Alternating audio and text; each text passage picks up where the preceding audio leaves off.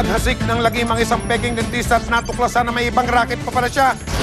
Yung modus operandi nito, yung papanggap siyang dentist.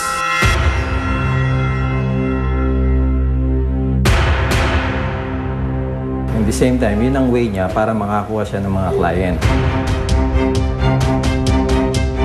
Yung sa root canal, kasi pag habang hindi natitreat yun, magkakaroon ng infection na pwede pumasok sa blood natin.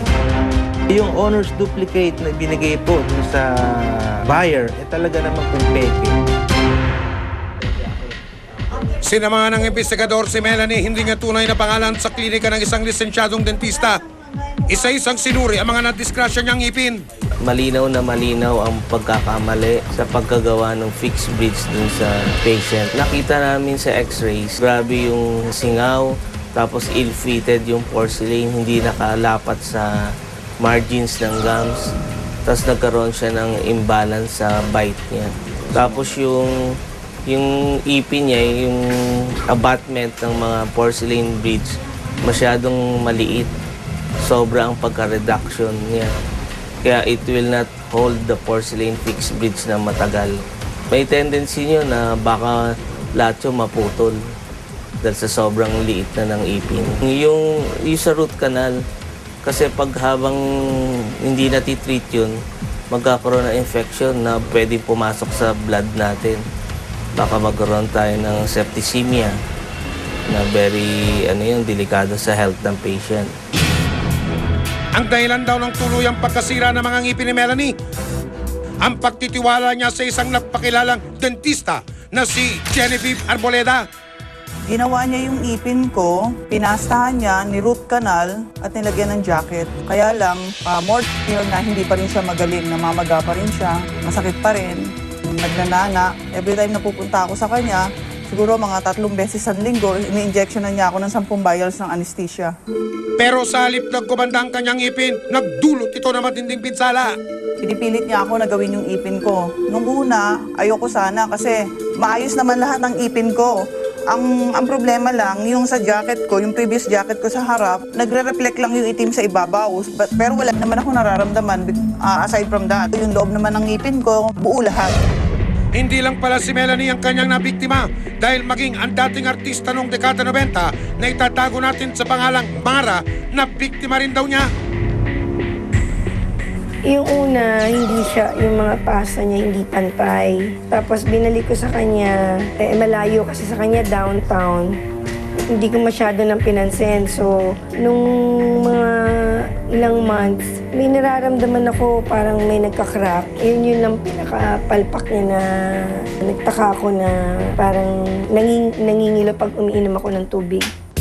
Sa dokumento nga may nakuha mula sa Professional Regulation Commission o PRC, nakasaad na wala sa kanilang listahan ng mga lisensyadong dentista ang taong nagngangalang Genevieve Arboleda.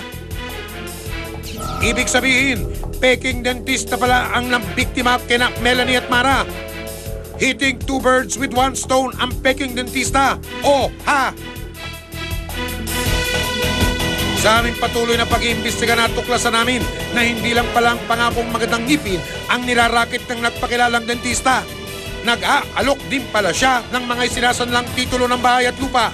Siguro may 20 title ang naidala niya sa akin bago niya ako nakumbinse na sumama. Hanggang sa sobrang nakulitan na rin ako, sige sabi ko na nga, tignan ko na nga yan, ano ba yung na yan, property na yan.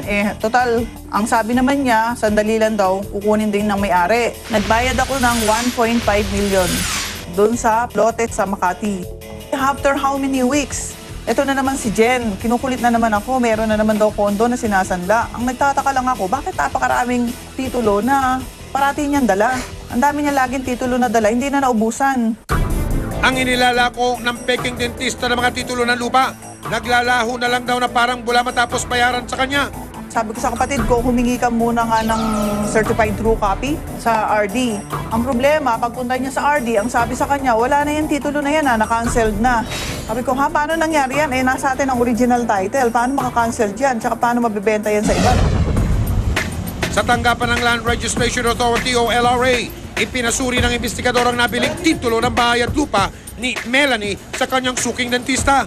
Yung owner's duplicate na binigay po dun sa buyer, talaga naman kung peke, meron po siyang recourse. Ito po ay magpa-file po siya ng criminal action against dun sa nagbenta sa kanya.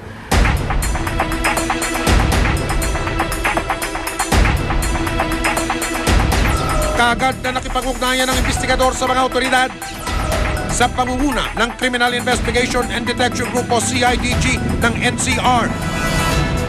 Isang entrapment operation ang ikinasa para tuldukan na ang mga panloloko ng peking dentista na ahente rin pala ng isinasalang titulo ng bahay at lupa. Sa loob ng klinika ng peking dentista, muling nagtagpo ng landas ang biktima at ang impostora. Maya-maya lang, pinaupo sa dental chair ng peking dentista si Melanie at agad sinuri ang kanyang ipin. Matapos ang check-up, inabot na ni Melanie kay Genevieve ang perang kabayaran para sa serbisyo bilang dentista. Ito na rin ang naging hudyat ng pagsalakay ng mga operatiba.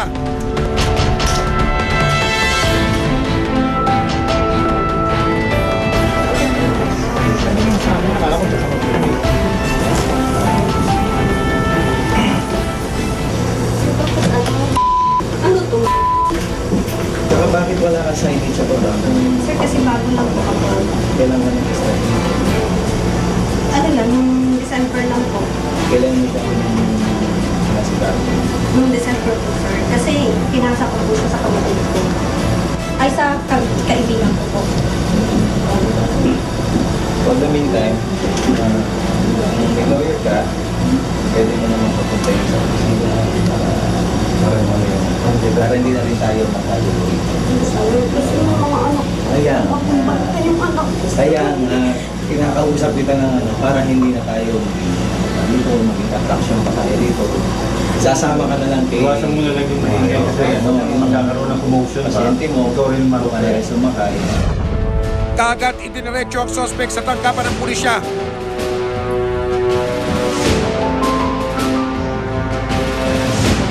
Nagkakilala tayo, wala ka naman Montero. Wala naman talaga akong ano niya, wala naman talaga akong pera. Kasi wala naman sa akin yung pera, alam mo yun, sa asawa ko lang. Hindi ko nga alam dahil hindi ko nga alam kung ano yung totoo sa sinasabi mo. Di ba wala nga tunay? Sa lahat nga ng sinabi mo, wala naman totoo. Sa paghaharap nila ng kanyang biktima, hindi magkamayaw sa pag-iyak ang suspect. Hindi ko na ako. Ngayon naman, mag-inom lang. Pagbigyan naman ako. Alam ko kung balakit na sila ka ng pista yun. Dagdag dito, may paalala naman sa publiko ang LRA sa mga nagnanais bumili ng bahay at lupa. Mga bumibili pa ngayon sa mga lupain, kailangan po tayo maging vigilante. Meron po tayong tinatawag sa batas na caveat emptor. Hindi po sabihin nito, buyer beware. Dalawang kaso ang isasampalaman sa kanya. Paglabag sa Republic Act 9484 o ang Philippine Dental Act at sa Article 315 ng Revised Penal Code o Syndicated Estafa ang kasong kakaharapin ng nagpapanggap na dentista. Illegal practice of medicine, maximum of 6 years yan. Sinampahan din natin ng syndicated estafa, yung iba pa niya mga kasama, subject for preliminary investigation sa Prosecutor's Office ng Manila. Sa syndicated estafa, pagka nagkaroon ng probable cause ang Prosecutor's Office, Pansamantalang nakalaya si Genevieve Arboleda matapos makapagpiyansa. Bukas ang tanggapan ng mga kinaukulan sa iba pang naging biktima ng peking dentista. Susunod, mga computer shop ni Cap matipid daw sa konsumo ng kuryente. 24 hours siya. 24 hours din nakabukas yung aircon, yung ilaw, yung electric fan, yung computer.